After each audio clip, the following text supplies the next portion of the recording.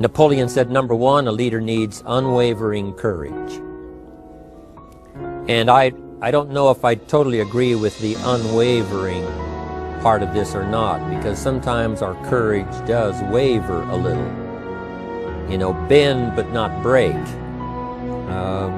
You know, courage mounts up, and then sometimes we have the doubts that creep in, and we reach a little deeper to find that courage that overcomes our doubts and our fears. So I would probably debate a little bit with Napoleon on this unwavering courage, because sometimes courage does waver. But as long as it stays, as long as in the end there it is to serve you, the courage to do what you didn't think you could do, the courage to step into territory that might be a little unfamiliar, the courage to talk to somebody you don't know, the courage to attempt conducting a meeting, the courage to give your first testimonial, the courage to, you know, solve problems you couldn't solve before, that kind of courage. The courage to stand up when it's sort of dark in your corner, the courage to do it when it isn't going your way, seemingly. The courage to try to have a good day in the midst of a bad day. That kind of courage. Wavering a little at times, yes, because we all have doubts that attack us. We all have small fears that creep in. That is the nature of life. But that's what faith is all about. That's what courage is all about. To serve us when our doubts will not serve us well. Faith to overcome fear, and courage to overcome our doubts. But that is a good quality, a good attribute for a leader, and that's unwavering courage. Second, Napoleon said, self-control. That, of course, is the very essence of life itself, is self-control. Because we all have this warfare going on. You know, it's going on in the world, the warfare between liberty and tyranny. In our own body, the warfare between health and illness, the struggle is on. The struggle between light and darkness, the struggle between good and evil. I call it opposites in conflict. And as soon as you're born into the world, as soon as you find yourself and discover yourself on this spinning planet headed somewhere, you know that this exists. To be a civilized society, we must drive the dark side of our nature into a small corner and let the positive side flourish. Early, we must learn to exercise self-control. Power is a wonderful thing, but it must be exercised properly. It must be exercised to benefit and not to destruction. So self-control is certainly necessary to be a strong leader, so that you can become the best example. The example of having your temper well managed, to having that dark side of your nature under control. The best example of choosing wise words and not being careless, that kind of control. Control of your appetite, control of your desires, so that they fit into the positive side of life and not the negative side. Self-control, very important. Then he said, a leader must have a keen sense of justice. How very true. Justice we become familiar with, you know, even when we're small. When certain things that happened or were done to us that something told us that wasn't right. Someone did us wrong. We have that sense of right and wrong, and it starts very early. Then we have to have that sense of utilizing what's right and what's wrong, so that we develop this sense of justice, this sense of being fair, this sense of being on the positive side, on the right side. To minimize a person's mistakes, they need to have this sense of justice. We have to have justice when we're building an organization. You know, what's fair, what is a good balance. The marketing system that Mark put together has to be fair for everyone. If you have a customer and you take care of that customer, someone else cannot come along and take that customer. The same is true with the distributor. Certain rules and regulations, so that all of us have a chance to fit within this framework of fairness, justice, and what's right.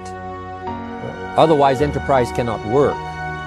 Otherwise, we have what we call, in a political sense, anarchy, where there is no justice, when might is the order of the day, power is the order of the day, not the law, not the rule, not what's right, but power. And we would all dismiss that. It's been a catastrophe in the last 6,000 years, the governments that resorted to power instead of democracy, that resorted to intimidation instead of freedom. And we all know the terrible toll that that takes. But it takes a toll not only politically in a country or politically around the world, but it takes a toll even in enterprise. It takes a toll in school if a teacher is unfair. It takes a toll in working on a team where someone is unfair, or where the leadership is not fair in the administration of justice. So this is true. A keen sense of justice and what's fair and what's right. Part of this we have to learn as we go. You know, you don't have it all the first year. You haven't got it all the second year, the third year. After all the years that I've, been around, both as a human being and as a business person, we're still, even at these years, trying to decide what's best, what's fair, what's right, to give balance to our life and to build on a firm foundation for the future. So I agree with Napoleon. Good idea. A sense of justice. Here's another one, he said. Definiteness of decision. Indecision is the thief of opportunity. If you don't decide, the opportunity could slip away. If you don't decide what you're going to do today, the day could get away and you're not very effective. I talked about in my recent travels about time management. And here's one of the best ideas of time management. Don't start the day until you have it finished. Is it possible to finish the day before you start it? And the answer is yes. If you don't finish it to the best of your ability, have some idea, some good plan, sure enough, the day escapes. And in the morning you say, let's see, what should I do now? In the afternoon you say, hey, time's getting away from me, what should I do now? And now most of the day is lost. Most of the day escapes not being utilized and doesn't work for you simply because you didn't make those decisions early, at the early part of the day. The decisions we make in the early part of our life sometimes last for a lifetime. The early decisions that you make about what you're going to do with your life as far as Herbalife is concerned, those decisions are vitally important. If you neglect them and don't make them, sure enough, the time passes and the opportunity sometimes is diminished, and sometimes you spend a lot of time now catching up simply because you didn't make those early decisions. So it's the decisions at the first of the day, it's the decisions at the early part of the month, it's the decisions at the early part of the year that greatly determines what kind of year you're going to have. The decisions you make in the early days of your marriage, sometimes those are the decisions that affect the marriage for a lifetime. The decisions you make at the first chance you see opportunity, those decisions, what you're going to do with it, how far you're going to take it, what it's going to be meaning to you in the years to come. Those early decisions are vitally important. Then we need decisions to correct poor decisions, to overcome our mistakes. It's possible, of course, for all of us to make unwise decisions. And at the end of 1 year, at the end of 1 week, 1 month, or at the end of a few years, we say, that decision cost me too much. Cost me a lot of time, cost me a lot of money, cost me maybe a good relationship, cost me a chance to be productive. But as long as you're alive, there's still a chance to use new decision power to correct the mistakes of decisions that were bad in the past. All of us have the opportunity to do that, but I think Napoleon was right here too. You've got to be definite in making decisions so that the opportunity doesn't pass you by. Take advantage. Here's the next one. Napoleon Hill said, a good leader has definite plans. How important that is. And of all the years, I think, to cash in on Herbalife's momentum and make some plans for the future, this has got to be one of the greatest years. Herbalife in these 18 years now has created some incredible momentum, not only in opening up the countries, but momentum in the refinement of our marketing, momentum in developing new products, momentum in developing our support system. The key is now for you to make plans to ride on that momentum. Herbalife is like the tide that comes in, and the rising tide lifts all the ships if they're in the water. If your ship and your boat is not in the water, even though the tide comes in that would lift all the ships, if yours is not in the water, then it doesn't benefit you. So here's what you should do. Have the same intensity to make your plans for the future as Mark Hughes has. As the President's team, Chairman's Club especially, make the plans for the Herbalife Company future, you've got to now make your plans. Don't let this momentum pass you by. Don't let this momentum go uncashed in on. Don't let it be like a lost cause for you. And maybe you've, because of the lack of plans, have lost a month or two, or you've lost a week or two, or maybe you've lost a year, and you were 10% effective instead of 100%. Now's the time to change all that and start making some plans. Your Herbalife plans, they're vitally important. You might as well cash in on the Herbalife plans for world expansion, the Herbalife plans for expansion within your country, the Herbalife plans for the expansion of the business, the incentives. Cash in on that, capture that, and say, I've got to have some plans that match Herbalife. Not necessarily match Herbalife in numbers, but that can match Herbalife in momentum, that can match Herbalife in cashing in on the opportunity, your plan for Herbalife expansion. You got to have some plans for your family, right? You got to take your family along, don't leave them out. One of the challenges all of us have in making our plans is how to balance everything, to make sure that we don't regret at the end of the year, I spent too much time on that, I spent too much money. And then if you have, say, how can I not do that again?